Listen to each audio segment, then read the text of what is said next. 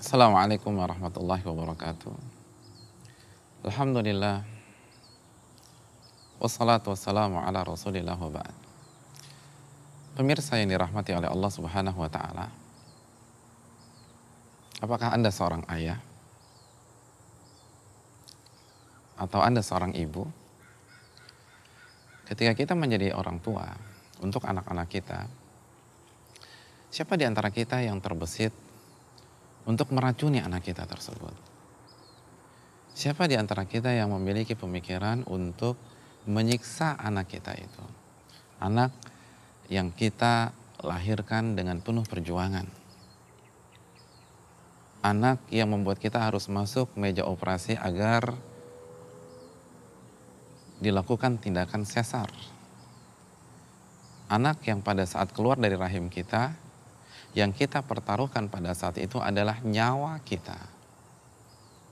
Lalu sekarang ini anak itu ada di hadapan kita. Siapa di antara kita yang berpikir untuk meracuninya, menyiksanya,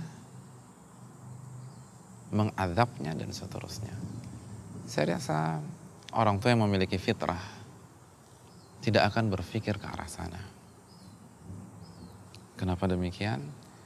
Karena kita sebagai orang tua sangat sayang kepada anak kita.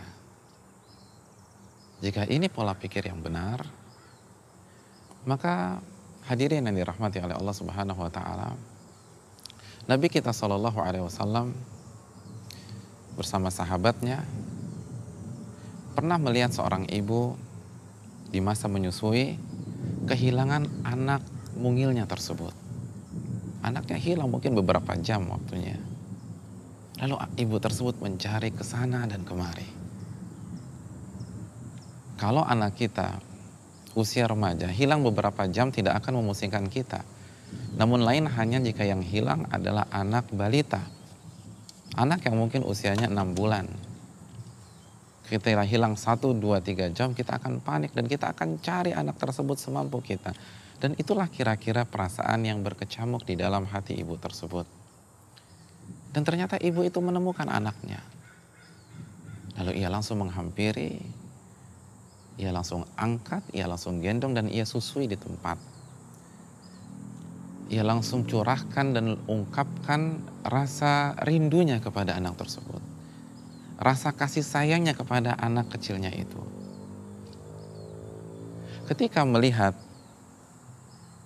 sebuah pemandangan yang sangat haru, pemandangan yang penuh dengan ekspresi kasih sayang seorang ibu, Nabi Shallallahu alaihi wasallam tidak menyanyiakan kesempatan tersebut.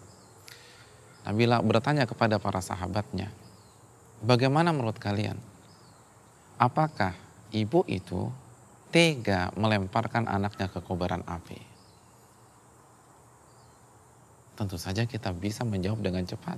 Tidak mungkin. Dan itulah jawaban para sahabat radhiyallahu ta'ala anhum. La wahya taqdiru ala alla tatrahahu. Tidak mungkin selama ibu tersebut bisa mempertahankan anaknya. Dia tidak mungkin melemparkan anak yang baru ia temukan, yang baru ia peluk, yang baru ia hangatkan dengan kasih sayangnya, lalu ia lemparkan ke kobaran api. Mana mungkin ada ibu seperti itu? Ketika mendapatkan jawaban yang sudah diduga sebelumnya oleh beliau Shallallahu alaihi wasallam, Nabi kita berkata, yang harus kita renungkan, lallah arhamu bi ibadihi min hadhihi biwaladiha. Allah lebih sayang kepada hambanya dibanding kasih sayang seorang ibu kepada anaknya tersebut. Allah lebih sayang kepada kita dibanding kasih sayang orang tua kita kepada kita. Atau dalam bahasa yang lain, Allah lebih sayang kepada kita daripada kita sayang kepada anak kita. Allah lebih sayang kepada putra kita atau putri kita daripada kasih sayang kita kepada mereka.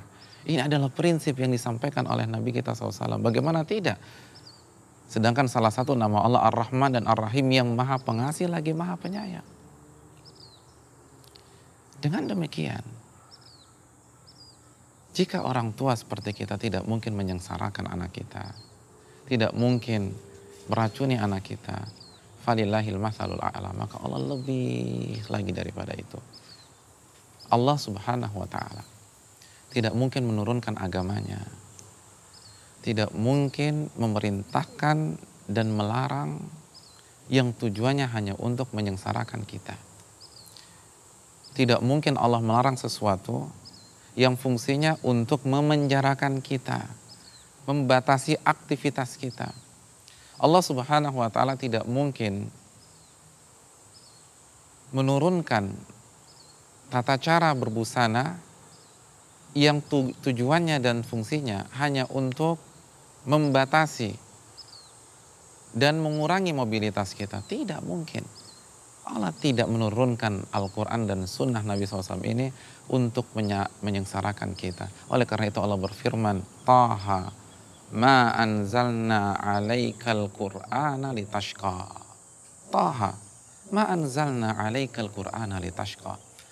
Kami tidak menurunkan Al-Quran ini kepada engkau untuk menyengsarakanmu, untuk membuatmu menderita. Sebaliknya, Al-Quran adalah hidayah. Al-Quran adalah sumber kebahagiaan, bukan untuk menyengsarakan seorang anak manusia. Ini yang harus kita pahami dan resapi baik-baik. Saya ingin bertanya kepada para orang tua, ketika kita sayang dengan anak kita, apakah kita biarkan dia hidup bebas begitu saja atau kita atur kehidupannya? Tentu saja jawabannya kita akan atur. Kita akan atur waktu belajarnya dan waktu mainnya. Kita akan atur waktu istirahatnya dan waktu seriusnya. Ketika kita sayang dengan anak kita, bukan berarti kita bebaskan dia untuk main PlayStation misalnya. Kita bebaskan dia untuk main bersama teman-temannya dan pulang jam 1 dan jam 2 malam. Kita akan atur. Kenapa? Karena saya sayang dengan anak saya. Kalau anak saya biarkan begitu saja, ia hidup dengan polanya, maka anak saya akan rusak, Ustaz. Maka seperti itulah peraturan yang kita hadapi ketika kita masuk ke dalam agama Islam. Allah menurunkan perintah dan Allah menurunkan larangan. Allah membatasi kita bukan untuk menyengsarakan kita. Namun Allah Subhanahu wa taala ingin membuat kita hidup bahagia. Agama ini adalah bentuk kasih sayang Allah kepada kita. Ketika Nabi mengatakan kita harus begini dan kita tidak boleh begitu, bukan karena Nabi ingin membatasi kita. Karena Nabi sangat penyantun dan sayang kepada kita. Ingat ke akhir-akhir surat At-Taubah ketika Allah berfirman tentang nabinya, bil mu'minina raufur rahim. Nabi sangat penyantun dan penyayang kepada orang-orang beriman. Tidak mungkin Nabi membuat aturan atau memperlihatkan keteladanan yang tujuannya untuk menyengsarakan kita sebagai umatnya. Nabi lebih memikirkan kita daripada diri kita sendiri dan daripada orang tua kita memikirkan kita. Maka ini yang harus kita patrikan. Ketika Allah Subhanahu wa taala memerintahkan kita untuk beribadah, untuk sholat, untuk berpuasa, untuk berzikir, itu adalah bentuk kasih sayang Allah kepada kita. Karena Allah tahu kita tidak mungkin bahagia kecuali dengan berzikir. Ala bidzikrillahi tatma'innul qulub. Dalam surat Ar-Ra'd ayat 28 Allah mengatakan, ketahuilah hanya dengan berzikir hati itu menjadi tenang, hati itu menjadi tentram.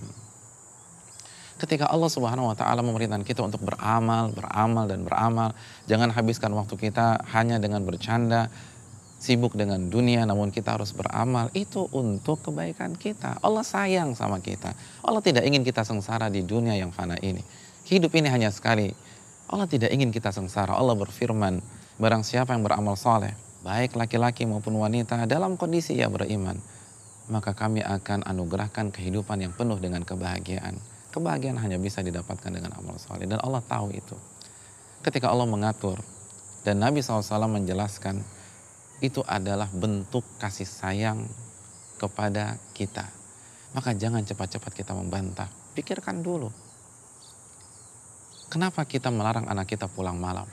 Karena kita sayang kepada dia.